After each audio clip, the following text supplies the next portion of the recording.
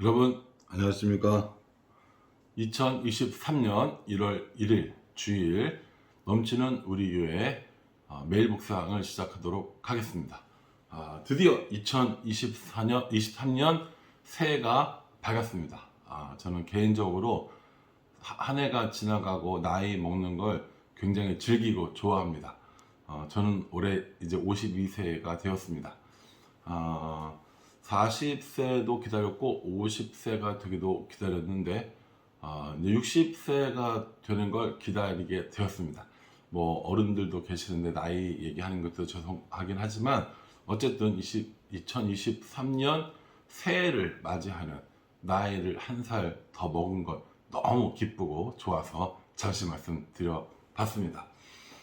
오늘 본문은 민수기 1장 1절부터 54절까지의 본문 말씀입니다. 오늘 주일 예배의 본문이 민수기 1장 1절부터 4절까지 말씀입니다. 매일 성경으로 큐티를 시작을 하고 또 이 우리에게 주시는 바 이 민수기의 말씀을 따라가기 위해서 일부러 그렇게 본문을 잡아봤습니다. 아마 이제 곧 있을 예배에는 민수기 전체에 관한 이야기들을 좀 할 것입니다. 그래서 민수기가 기록된 의미, 또 이름의 뜻 이런 것들을 아마 함께 설교를 통해서 나누게 될 것이고요. 그것을 통해서 하나님이 우리에게 주시는 바가 무엇인가를 함께 생각해 보는 시간을 가질 겁니다.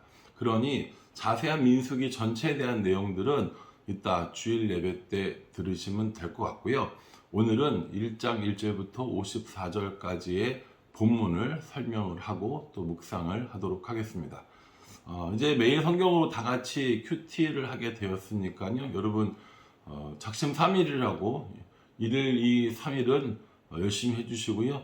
4일째 다시 작심 3일 해주시고 또 6일째 되면 또 작심 3일 해주셔서 작심 3일을 대충 100번, 120번 정도만 하면 되지 않을까라는 생각을 하고 있습니다. 그러니 여러분 놓치지 마시고 어렵다 생각하지 마시고 저와 함께 이 민수기 말씀을 계속해서 공부해 나가고 또 묵상해 나가고 적용해 나가면 좋겠습니다.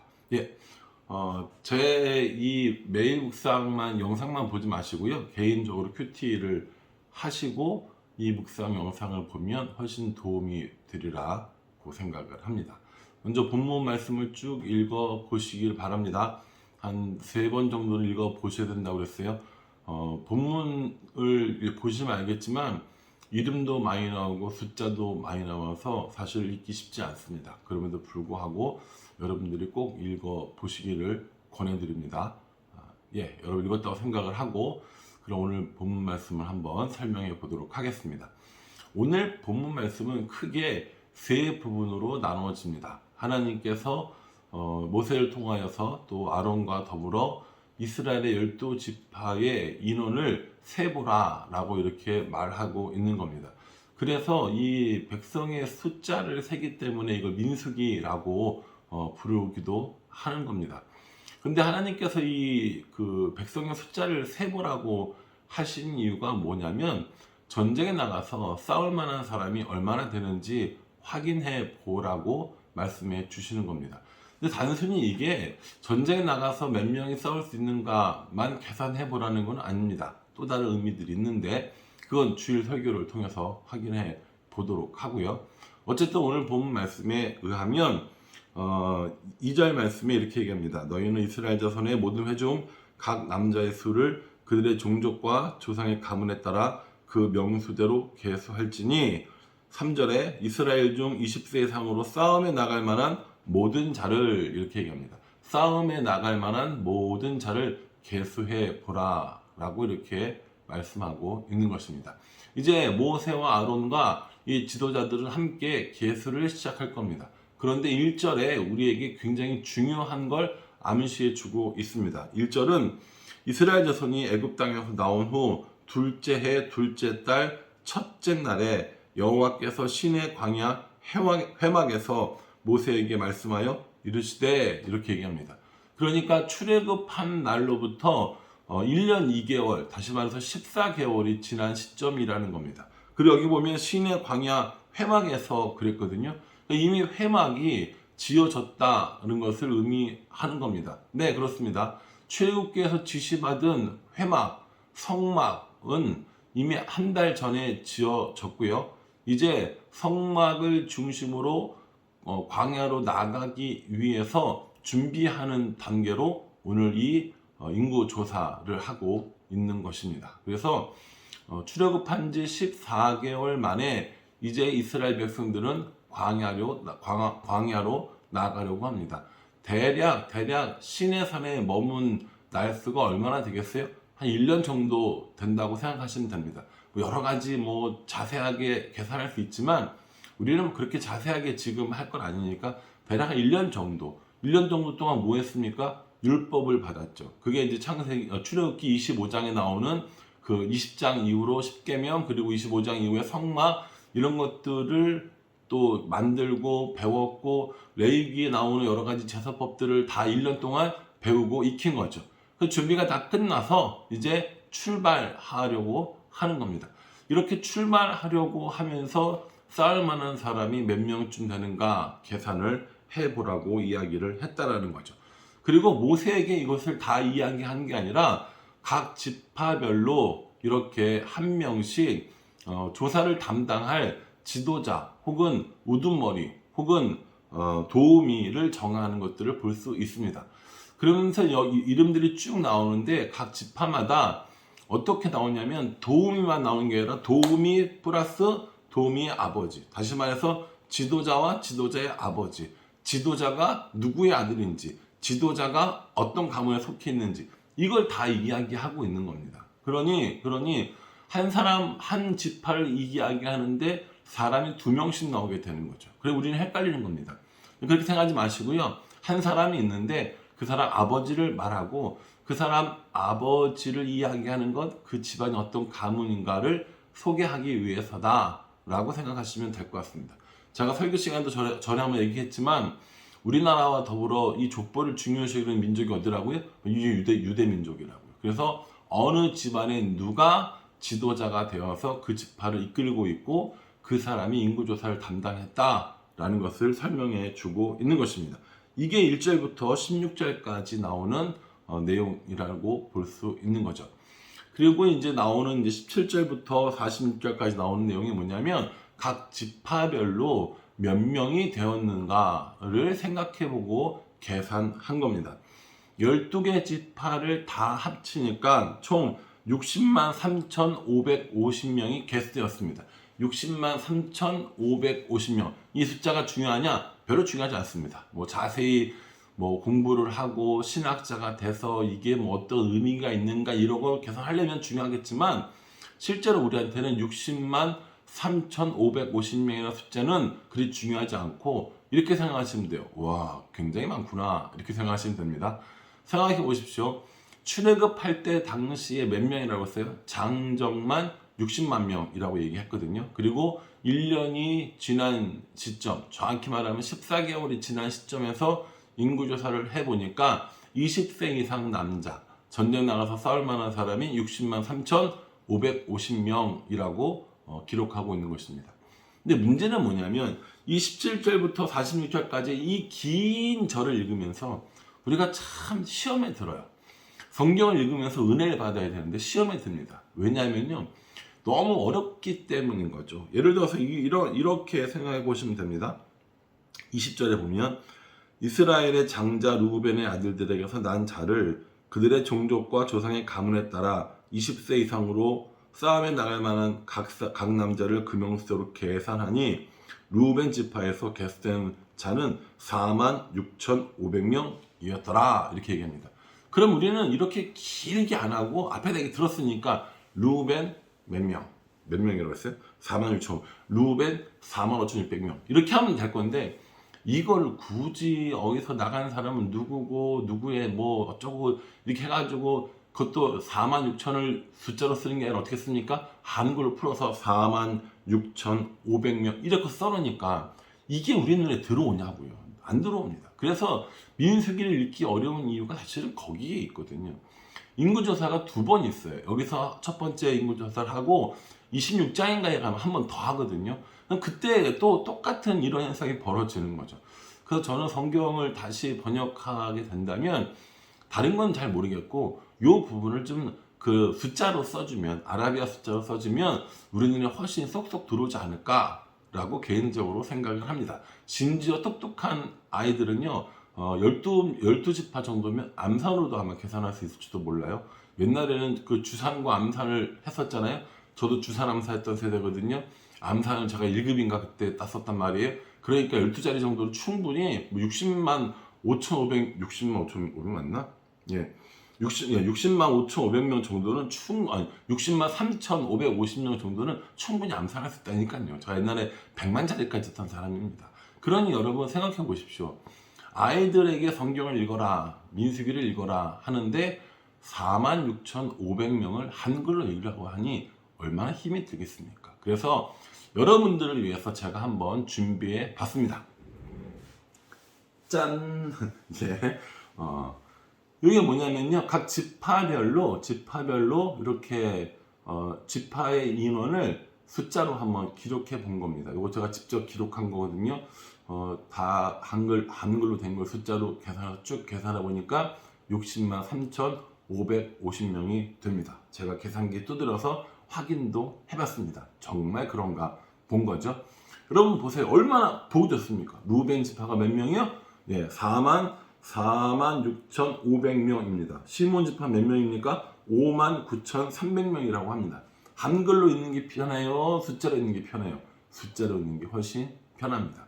혹시 여러분들의 자녀 가운데 암산이 굉장히 빠르고 잘하는 애들 있으면 한번 시켜보세요. 60만 3,550명 정확히 얘기하면 정답이라고 해주시면 되겠습니다. 자, 요건 이제 치우고요. 자, 다시 이제 본문 내용으로 들어가 볼게요. 14개월 만에 인구 조사를 해봤는데 계산해 보니까 60만 3,550명이라는 숫자가 나왔어요. 그런데 여기서 레위 지파가 빠지는 것들을 보게 됩니다. 그게 1장 47절에서 54절까지 말씀에 의하면 레위 지파가 빠지는 거예요. 자, 여기서 우리가 한번 짚고 넘어가야 될 게 있는데 이스라엘은 12지파가 있다고 얘기했거든요. 이스라엘 12지파가 있는데 12지파는 야곱의 12명의 아들로부터 기인한 겁니다. 야곱이 12명의 아들을 뒀거든요. 그 12명의 아들들의 이름이 각 지파의 이름이 되었다는 겁니다. 근데 문제는 자세히 살펴보면 12명의 아들 중에 11번째 아들이 요셉이었는데 요셉의 이름은 없어요. 요셉 지파란 말 들어보셨습니까? 안 들어보셨죠? 요셉 지파는 없습니다. 그리고 이제 지금도 마찬가지지만 인구조사 때도 마찬가지지만 나중에 땅을 분배할 때도 레위 지파는 없습니다. 그렇기 때문에 이 12지파를 굉장히 헷갈려 하시는 분들이 많아서 한번 정리를 하고 넘어가려고 합니다. 오늘 본문의 11장 47절부터 54절까지 말씀에 의하면 레위 지파는 계수하지 않습니다. 49절 보십시오. 너는 레위 지파만은 계수하지 말며 그들을 이스라엘 자손 계수 중에 넣지 말고 이렇게 얘기합니다. 그러니 12지파 중에서 요셉 지파가 빠졌죠. 그리고 누가 빠졌습니까? 레위가 빠졌죠. 그럼 몇 개가 됩니까? 10개가 되지 않습니까? 이 10개에다가 요셉의 아들이었던 므낫세와 에브라임과 므낫세가 들어가게 됩니다. 그래서 12지파가 되는 거죠. 아니 그럼 왜 굳이 요셉 지파라고 안 하고 요셉 지파를 둘로 나눠서 에브라임과 므낫세 지파로 했습니까? 라고 한다면 이스라엘 사람들은 장자에게는 2배를 줬습니다. 장자의 몫은 항상 2배였어요. 뭘 주더라도. 그러니 요셉이 결국 이 12명의 아들 중에서 장자의 역할을 한 걸 야곱이 인정을 한 겁니다. 그래서 요셉 지파를 둘로 나누어서 에브라임과 므낫세 지파로 넣었고요. 실제로 이 에브라임과 므낫세 지파는 장자의 노릇을 했고요. 나중에는 이것이 유다 지파가 이 장자 역할을 하게 됩니다. 예수님은 나중에 이 땅에 오실 때에 유다 지파 소속으로 오시게 되거든요. 그래서 유다 지파를 우리가 중요하게 생각하고 유다 지파를 장자의 그런 어떤 위치까지 우리가 생각을 하고 있는 것입니다. 자, 잘 생각해 보셨죠? 야곱의 12명의 아들 중에서 레위는 빠졌습니다. 왜 빠졌냐면 레위는 제사장 가문이었기 때문에 성막의 기구를 옮기고 성막을 설치를 하고 사람들이 오지 못하게 하는 일들을 했기 때문에 레위 지파는 계수하지 않았습니다. 레위 지파 사람들은 전쟁에 나가지 않았단 말이에요. 그러니까 전쟁을 위해서 계수하는 이 자리에서는 빠진 겁니다. 12지파에서도 이름은 빠져 있고요. 요셉은 장자의 축복을 받았기 때문에 두 지파로 나누어져서 에브라임과 므낫세가 됐습니다. 그러니 12지파 가운데 누가 빠졌어? 라고 물어보면 레위와 요셉이고, 이 빠진 두 지파 대신에 요셉의 두 아들 에브라임과 므낫세가 들어갔다고 생각하시면서 아까 그 표를 보시면 될 것 같습니다. 여러분, 사실 이름이 어렵죠. 보십시오. 뭐 첫 번째 아들이 루벤이고요. 그렇죠? 두 번째가 시므온이고, 그 다음에 갓이고, 그 다음에 유다고, 이사갈, 스불론. 얼마나 이름이 어렵습니까? 어려워요, 되게. 근데 여러분 생각해 보면 우리나라 이름은 유대인들에게 어렵지 않을 것 같습니까? 어려워요. 여러분, 우리나라 사람들이 이름이 똑같잖아요. 예를 들어서 옛날에 그 컬링 국가대표는 다 김씨들이었잖아요. 그러니까 다 형제인 줄 알았다잖아요. 그래서 이름도 팀킴이잖아요. 그런 것처럼 외국 사람들도 우리 이름을 들으면 어렵습니다. 마찬가지로 우리나라 사람들도 외국 사람 이름 들으면 어려운 거예요. 그렇게 생각하시고, 아, 이름이 어렵구나, 아, 이건 나랑 상관없네 생각하지 마시고 12지파의 이 이름을 대략적으로만 기억하고 있어도 여러분들이 훨씬 도움이 될 거라고 저는 생각합니다. 이번 기회에 저도 못 외우니까 여러분한테 외우란 말은 못하겠지만 이스라엘 12지파의 이름을 한번 쭉 훑어보시고, 아, 이 12명 이름 중에서 레위와 요셉이 빠졌고 그 대신에 에브라임과 므낫세가 들어갔구나 라는 정도만 알고 계셔도 여러분 굉장히 훌륭한 겁니다. 진짜 많이 아는 거라고요. 사람들이 이걸 모르는 사람도 굉장히 많거든요. 여러분 꼭 기억해 주셨으면 좋겠습니다. 마지막에 이제 47절부터 54절까지에 나오는 말씀은 아까 얘기했듯이 레위 지파가 빠지는 겁니다. 레위 지파의 주요 임무는 성막을 옮기는 거였고 성막의 기구들을 관리하는 일이었습니다. 그렇기 때문에 빠졌고, 레위 지파 사람들은 나중에 이제 2장에서 보게 되겠지만 그 성막을 중심으로 이동을 하거든요. 그 이동할 때 각 지파와 성막 사이에 거하면서 사람들이 성막을 만지거나 성막을 함부로 하지 못하는 역할을 하게 합니다. 그 이유가 뭐냐? 53절 말씀에 보면 레위인은 증거의 성막 사방에 진을 쳐서 이스라엘 자손의 회중에게 진노가 임하지 않게 할 것이라, 이렇게 얘기합니다. 하나님의 성막, 하나님의 이 회막을 건드리거나 함부로 만지게 되면 이스라엘 사람들에게 진노가 임하고 죽임을 당하게 되니까 그걸 방지하기 위해서 레위 사람을 세우게 된 겁니다. 이 또한 하나님이 우리에게 주신 사랑의 모습이라고 볼 수 있습니다. 아마 이 레위 지파 사람들이 돌보는 또 이 관리하는 성막에 대해서는 우리가 나중에 재미있게 한번 배울 시간이 있을 겁니다. 이 성막에 얽힌 이런 일들도 굉장히 많고 공부해 보면 되게 재미있거든요. 그거 나중에 배우기로 하고, 성막을 관리하던 사람들은 레위인이었고 그들이 관리하면서 이스라엘 사람들이 와서 함부로 만져서 진노하지 못하게 하는 건 이 레위 사람들의 주된 임무였다라는 것을 아시면 될 것 같습니다. 자, 이제 그 백성들의 인구 조사를 마쳤습니다. 이제 이 사람들이 해야 될 일은 뭡니까? 성막과 함께 움직이는 일들을 하게 될 겁니다. 그게 이제 2장에 나오는 이야기입니다. 어떤 방법으로 이동할 것인가에 대해서 내일 이 시간에 다시 한번 생각해 보도록 하겠습니다.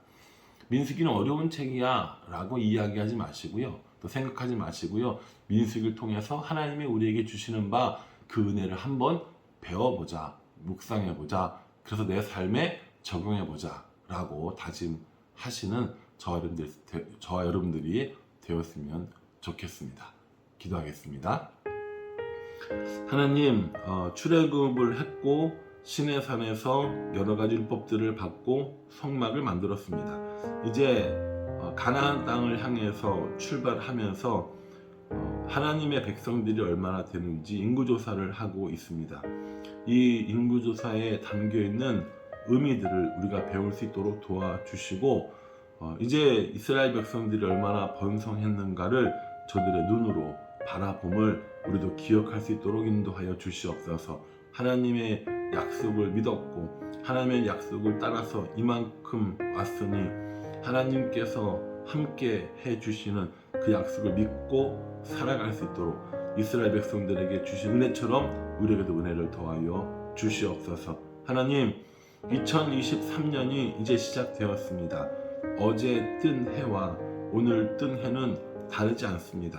그러나 우리들 마음은 날로 날로 새로워져서 어제 만난 하나님으로 만족하는 것이 아니라 오늘 새롭게 하나님을 알고 만나고 깨닫고 그 하나님과 날마다 동행하는 삶을 살아갈 수 있도록 인도하여 주시옵소서. 오늘 하루를 또 2023년 한 해를 우리의 삶 전체를 하나님께 맡기오니 우리를 인도하여 주시옵소서. 예수님의 이름으로 기도합니다. 아멘. 예, 여러분 새해 복 많이 받으시고요. 잠시 후에 주일 예배 때를 뵙도록 하겠습니다. 감사합니다.